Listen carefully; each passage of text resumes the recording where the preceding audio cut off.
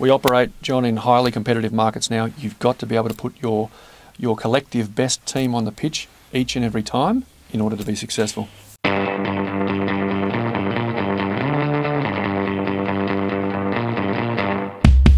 I've got Graham Hawkins with me again. Welcome back, Graham. Thanks, John. Hey, Graham, you made a statement that floored me, and that is salespeople should not be paid commission. Yeah, I'm going to step out on a limb here, John, and say that we're now heading towards a future where salespeople will share their commission with a wider team. Okay, so we're still going to pay them commission or a bonus or whatever, but why with a wider team?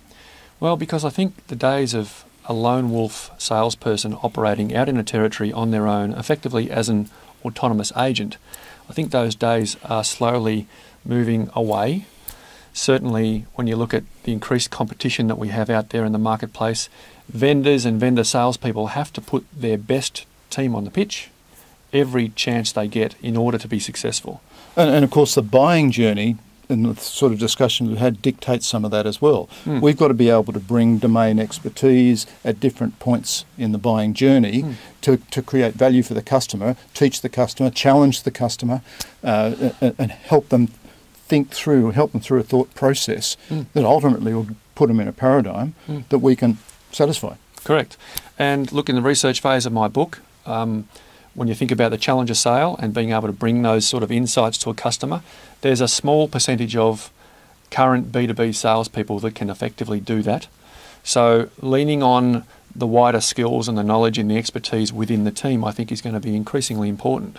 So you say within the team. So what sort of team are you talking about here? The wider business. You know, you think about most businesses, the concept of division of labour is used in just about every other business function except sales. We still send a salesperson out into the territory. We tell that salesperson, you're going to perform all the duties required. Whether you're a good presenter or a bad presenter, you're going to stand up and do the presentation. So my concept and where I think the buying journey is forcing us all to transform is to bringing teams of people together to create that trusted advisor.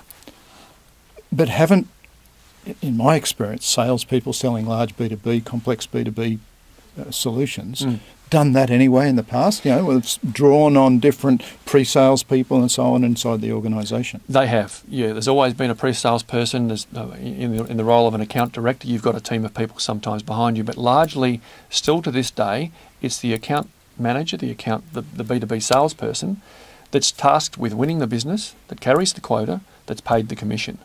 And I think we're moving rapidly now towards team-based selling. So are you saying that because this buying journey is dictating the fact that one is we need to get in earlier, we need to have marketing, we discussed the marketing alignment earlier, actually involved in a sales opportunity very early before the salesperson's involved. So are we now saying that that whole sales process that's aligned to the buying process requires a very strategic view of different people being brought to the table? Yeah. Customers expect their salesperson to bring them value. When a customer decides that salesperson isn't bringing value, then the relationship will unravel. So my theory is the salesperson has to lean on everyone else in the business that they can get hold of, and sometimes it might be an external third party. Bring those people in, add value to the customer, make sure you're getting the awareness at the appropriate stage throughout the buying journey, and you're bringing value pre and post sale. Customers want to be taken on a journey, John. And if a salesperson doesn't bring value, doesn't bring insight, how can they challenge the customer or ever achieve trusted advisor status?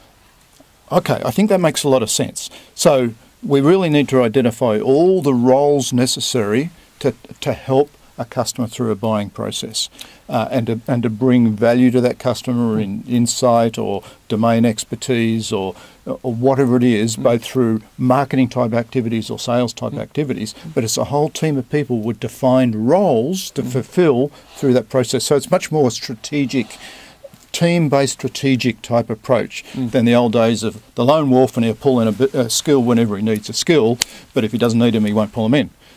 We now really are a team thinking about how we help the customer through that buying process. That's exactly what I'm saying. Okay, and I understand then the concept of, hey, you've got to share the commission. Yes. The team has to all be set objectives, KPIs, to take the customer through the buying journey and come with a successful outcome for the customer and for ourselves. Correct. We operate, John, in highly competitive markets now. You've got to be able to put your collective best team on the pitch each and every time in order to be successful.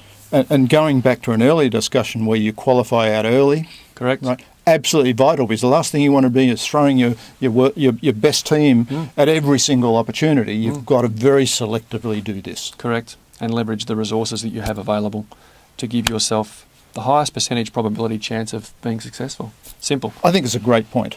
And it is a rethink of the way we give objectives, the way we motivate, the way we cohesively get people working together in a sales environment. It's quite different to what a lot of organisations have been doing, most organisations have been doing over the last 10 or 20 years. It's the opposite of what I've always done. I've always been a lone wolf out in the territory on my own. Right. But if you look at other parts of the business, we do this already. We bring teams together. We look at how we can leverage their skills and their strengths whilst maximising weaknesses. Minimising weaknesses, I should say. And every buying journey that we're addressing is actually a project in its own right that need a project team to work towards the end result of that project. Correct. And they all need to share in the rewards. Yeah, exactly. Great message. Let's talk next about how you bring everything we've been talking about into how you actually manage a transformation. We've been talking about significant change required in the way we sell as organisations. Let's talk about that next time. Sounds great. Thanks, John.